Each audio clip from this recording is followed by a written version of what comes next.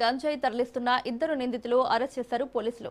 నిందితుల నుండి 6.6 లక్షల విలువైన 22 కేజీల గంజాయి స్వాధీనం చేసుకున్న పోలీసులు నిందితులు షేక్ లాలా, శశికుమార్ గా గుర్తించారు.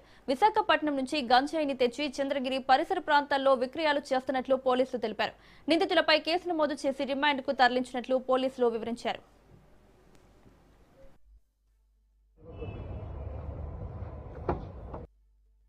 చంద్రగిరి మండలంలో గంజాయి వంటి మత్తు పదార్థాల వినియోగంపై అరికట్టాలనేటువంటి దృఢ సంకల్పంతో మా చంద్రగిరి సబ్ డివిజన్లో ఉన్నటువంటి అధికారులకు ఇచ్చిన సూచన మేరకు ప్రత్యేక కార్యాచరణ రూపొందించి అందులో భాగంగా చంద్రగిరి డిఎస్పి ప్రసాద్ వారికి రాబడినటువంటి సమాచారం మేరకు చంద్రగిరిలో ఉన్న మమ్మల్ని అందరినీ కూడా అప్రమత్తం చేయడంతో అందులో భాగంగా ప్రత్యేక ఇన్ఫర్మేషన్ డెవలప్ చేసుకొని గంజాయి అక్రమ రవాణా జరుగుతున్నట్లు కొంతమంది స్మగ్లర్లు గంజాయి తీసుకొస్తున్నట్లు రాబడినటువంటి సమాచారం మేరకు ఆడికి వెళ్ళడం జరిగింది.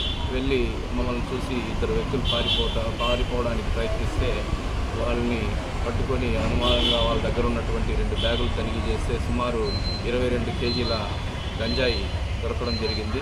ఈ గంజాయి వీళ్ళకి వైజాగ్కు చెందినటువంటి ఒక వ్యక్తి సరఫరా చేస్తున్నట్లు మా విచారణలో తేలింది.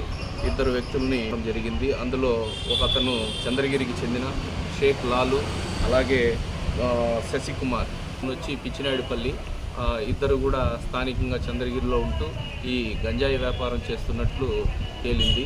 వీరి వద్ద నుండి సుమారు 22 కేజీల గంజాయిని స్వాధీనం చేసుకోవడం జరిగింది. దీపకరమ్మ